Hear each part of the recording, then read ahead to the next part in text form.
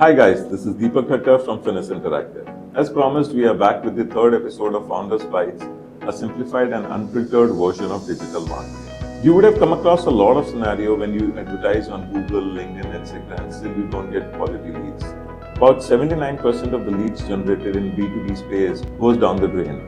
At Finessse Interactive, we have been working for the last 25 years with multiple international and Indian companies to generate quality business leads for them, which converts and helps them to generate the revenue.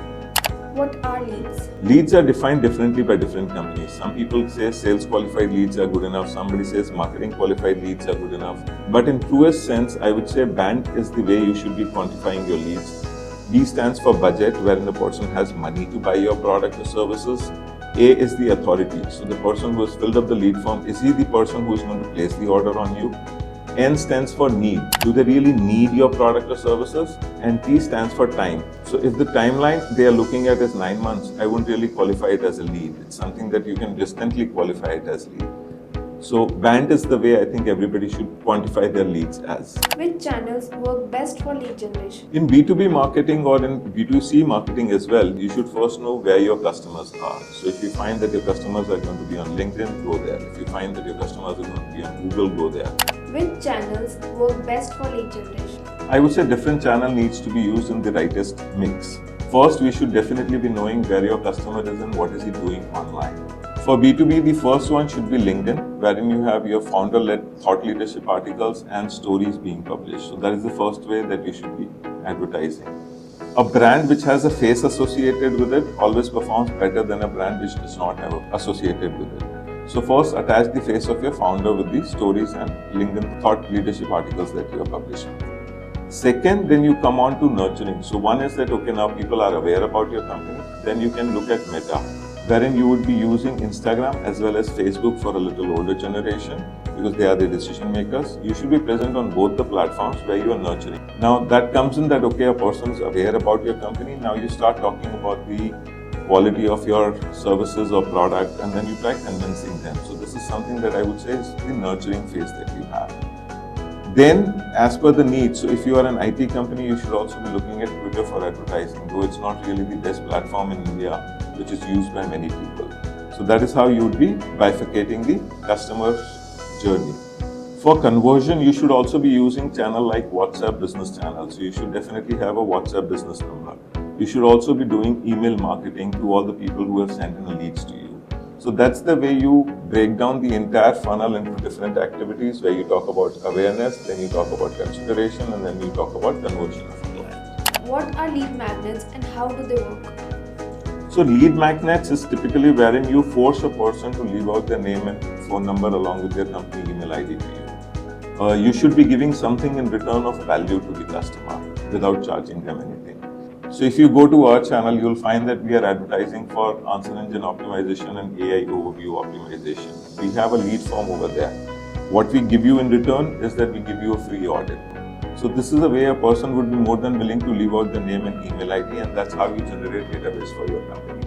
Then you start with the nurturing process before converting them to clients. And any examples of it? See, another example that comes to my mind is of a AI tool called Peak.ai. They help you with AI overview as well as answer engine optimization. They give out free trials to you. So if you're going to be working with them, so if you go and sign up with them, they help you use their tool 1 week without charging you any money. That's the biggest lead magnet that you can create. Why? Because a person is able to see your product, he is able to experience your services, and that too without paying anything. The trial period could be anything between 7 to 15 days wherein a person gets a taste of your product and services and then make an informed decision about buying the product. What should we focus on? Offline or online lead gen? Online builds reach, whereas the offline builds trust. So even if you talk about Flipkart or even if you look at Amazon, during the big Diwali days or big festival days, they even advertise in newspapers. So it's not that people don't know about them, but it's like something wherein when you read or see something, you have more trust on them. So there has to be a right mix. I get a lot of requests when people have not advertised anywhere, they're starting, nobody is aware of their brand and still they say that we want to start a lead generation campaign. It is not going to be effective. Even if you talk about real estate, you need to have a presence out of home. So OOH medium becomes very, very powerful. Newspaper and TV are another mediums that could be used and targeted. Then it's the time when you come online to generate leads. I've seen a small accounting software company advertising in tier 2, tier 3 cities on hoarding boards. That's something which gives you some brand recollection. Then people go back and search on Google, and that's how you start generating leads. So there has to be a right mix of online and offline to bring out the best quality leads to you.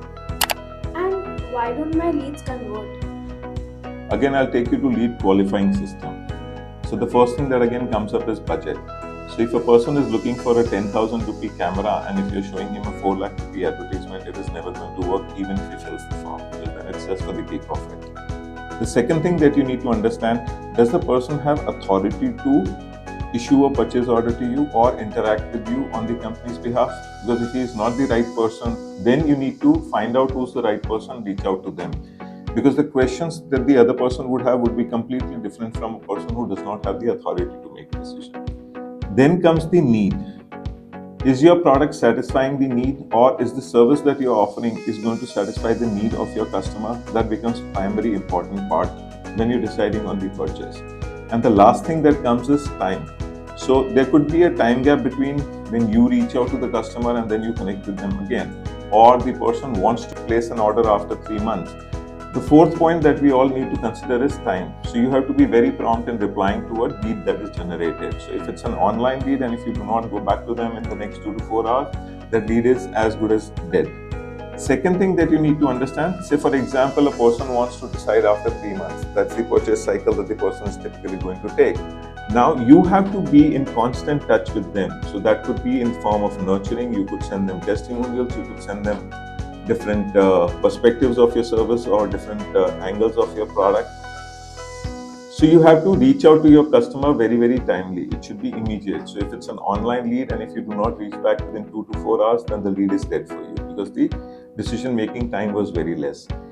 Now, alternatively, if you look at a longer duration timeline for making a decision, you have to be in constant connect with the customer.